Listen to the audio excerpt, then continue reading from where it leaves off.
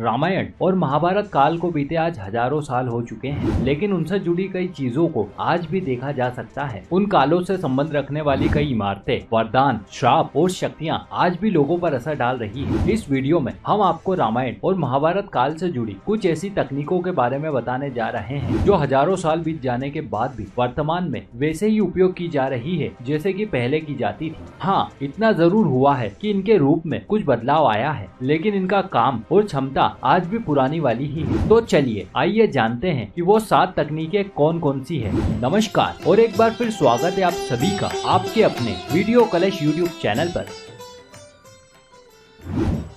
रामायण काल में रावण के पास पुष्पक विमान था, जिससे कि रावण कई मीलों दूर की यात्राएं तय किया करता था। लेकिन इस पुष्पक विमान को देखकर आसानी से अंदाजा लगाया जा सकता है कि आज का एरोप्लेन और हेलीकॉप्टर उसी का आधुनिक रूप है। हालांकि यह बात बिल्कुल सही है कि वर्तमान युग का पहला विमान विदेश में बना था, लेकिन इसका बुनियादी ज्ञान भारत की मिट्टी से ही उपजा था। शल्य चिकित्सा पद्धति या ऑपरेशन, रामायण और महाभारत में कई ऐसे उदाहरण मौजूद हैं जिनमें युद्ध के दौरान घायलों का उपचार शल्य चिकित्सा पद्धति से किया गया था। यह बिल्कुल वैसा ही था जैसा कि आज के डॉक्टर ऑपरेशन के द्वारा मरीजों के खराब अंगों को फिर से ठीक कर देते हैं। वैसे भारतीय शल्य चिकित्सा को चरमोत्कर्ष पर ले जाने का श्रेय महर्षि सुश्रुत को जाता है। इस संबंध में विकसित जानकारी हमें सुश्रुत संहिता में देखने को मिलती है। ये एक आयुर्वेदिक ग्रंथ है और इसमें अत्यंत ही दुर्लभ चिकित्सकीय ज्ञान को बड़ी संजीदगी के साथ लिपिबद्ध किया गया था। महाभारत के कई प्रमुख पात्रों में से एक थे कर्ण। उनके पास अनेक अस्त्र शस्त्र थे। उन्हीं में से एक थी अमोघ शक्ति, जिसे लक्ष्य भेदी बाण कहा जाता था। ये वो अचूक शस्त्र था जो शत्रु का नाम लेकर छोड़ा जाता था। इसकी विशेषता ये थी कि यह उस व्यक्ति को कहीं से भी ढूंढकर उसके प्राण हल लेता था जिसके नाम से इसे छोड़ा गया हो। ठीक इसी प्रकार की अनेक मिसाइलें आज भी मौजूद हैं जिन्हें लक्ष्य तय करके छोड़ा जाता है और ये मीलों दूर तक जाकर अचूक प्रहार करती है। इन्हें टारगेट मिसाइलें कहा जाता है। हालांकि महाभारत युद्ध में कर्ण के द्वारा इस प्रकार की शक्ति का प्रयोग नहीं किया गया था। जब महाभारत का युद्ध लड़ा जा रहा था तब कुरुक्षेत्र का आंखों देखा हाल धृतराष्ट्र को संजय द्वारा बताया जाता था, जबकि वे दोनों युद्ध भूमि से मीलों दूर अपने महल में बैठे थे। यह बिल्कुल वैसा ही था जैसा कि आज के युग में हम टेलीविजन या इंटरनेट की सहायता से दूर दराज की दुनिया का हाल पल भर में जान लेते हैं। हालांकि वर्तमान में मौजूद इस तकनीक का लाभ हम विदेशियों की सहायता से ही भोग रहे हैं, लेकिन यह तकनीक हमारे देश में हजारों साल पहले ही विकसित हो चुकी थी। रामायण और महाभारत में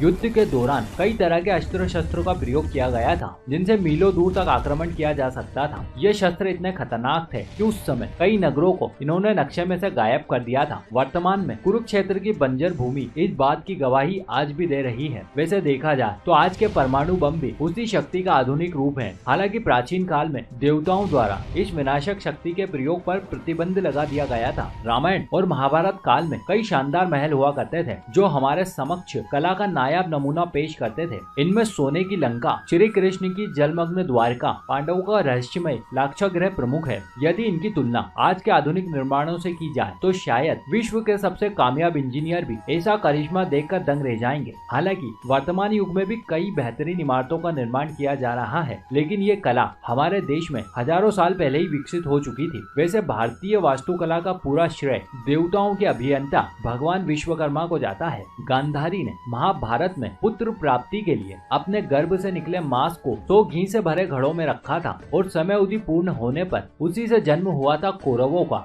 लेकिन ये पद्धति भी आधुनिक युग की टेस्ट ट्यूब बेबी टेक्नोलॉजी से बहुत ही मेल खाती है। तो दोस्तों, अब आप खुद ही अंदाजा लगा सकते हैं जो दुनिया में आज हो रहा है ये सब कुछ हमारे देश में पहले ही घटित हो चुका था। हम उम्मीद करते हैं कि आपको यह जानकारी जरूर अच्छी लगी होगी। यदि आपके पास भी कुछ एक सकारात्मक विचार हैं तो आप नीचे दिए गए कमेंट बॉक्स में हमें बता सकते हैं और आगे भी इसी तरह के रोचक और पौराणिक तथ्यों से जुड़े वीडियो देखने के लिए आज ही सब्सक्राइब करें आपके अपने वीडियो कलश यूट्यूब चैनल को। धन्यवाद दोस्तों।